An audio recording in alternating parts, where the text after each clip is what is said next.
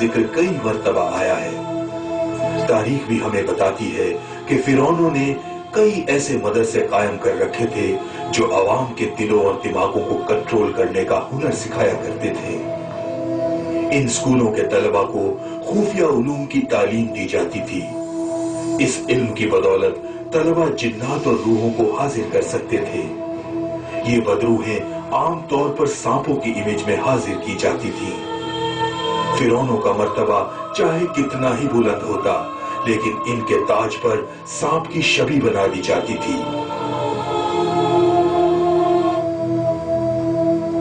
سانپ کو شیطان کا نمائندہ سمجھا جاتا تھا جو ریاست کے تمام معاملات چلاتا تھا۔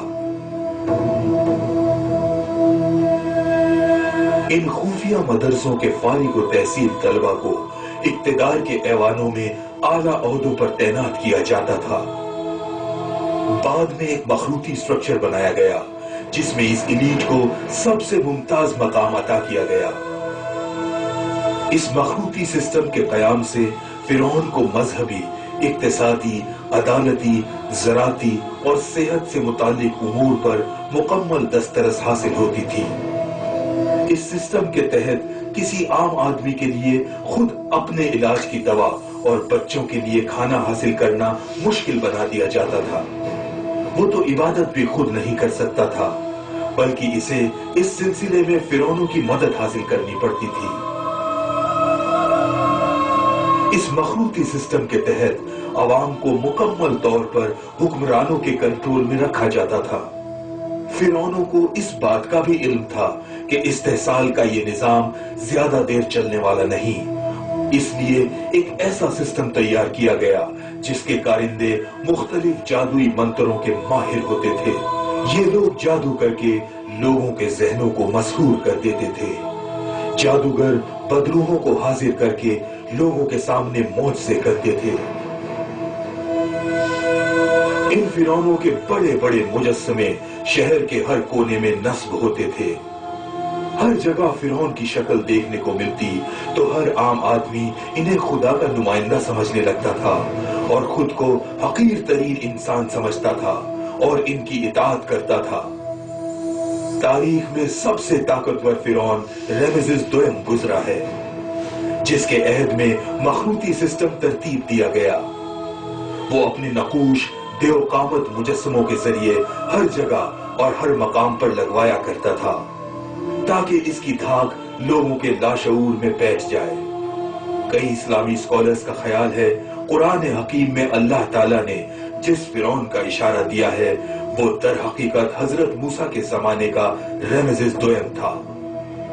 اس فرعون کو بعد میں آنے والے حکمرانوں نے اپنی نسل کا بانی کہا ہے۔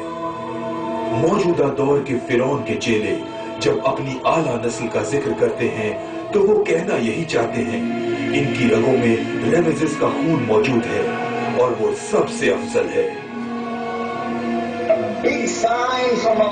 اللہ کی جانب سے ایک بڑا اشارہ، اتنا بڑا جتنا کہ ایک پہاڑ دنیا میں نمودار ہو چکا۔ فرعون کی موت کیسے واقع ہوئی؟ جب فرعون پانی میں ڈوب رہا تھا تو اس کی آنکھوں سے پردہ ہٹایا گیا۔ اس سے پہلے وہ حضرت موسیٰ علیہ السلام کے پیغام کو جھٹلا رہا تھا۔ میں تمہارے خدا کو نہیں مانتا، میں سب سے بڑا خدا ہوں۔ جب اس کی آنکھوں سے پٹی ہٹ گئی تب اسے احساس ہوا کہ وہ تو ڈوب رہا ہے۔ فرعون تم ایک بچے ہو، خدا نہیں ہو۔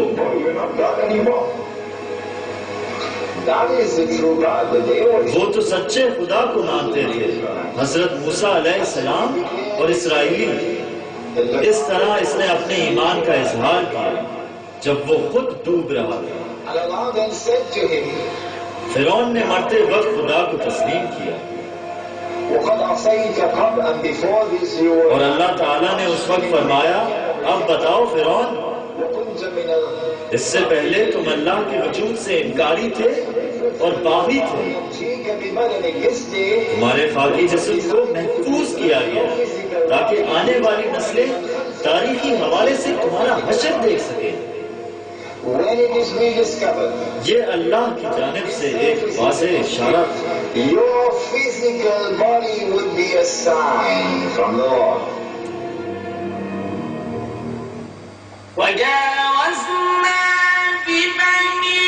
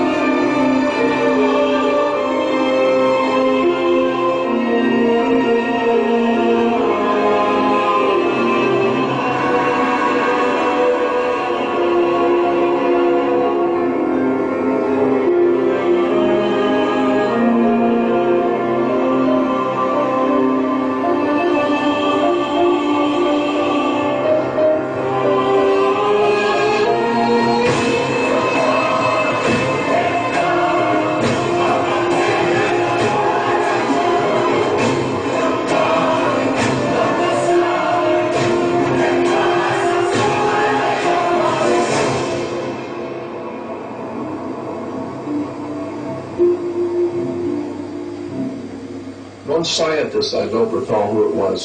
ایک سائنسدان جس کا نام مجھے یاد نہیں آ رہا، اس نے ایک دلچسپ بیان دیا تھا کہ یہ کائنات ہماری سوچ سے کہیں زیادہ عجیب ہے.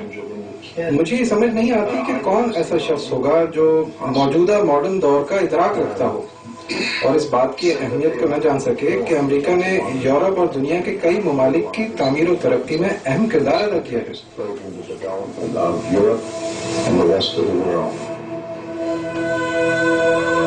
قرآن حکیم تو تمام زمان و مکان کے لیے ہے. ہم پھر اسی سوال پر آ گئے ہیں کہ آج کے یہ فرعون کون لوگ ہیں؟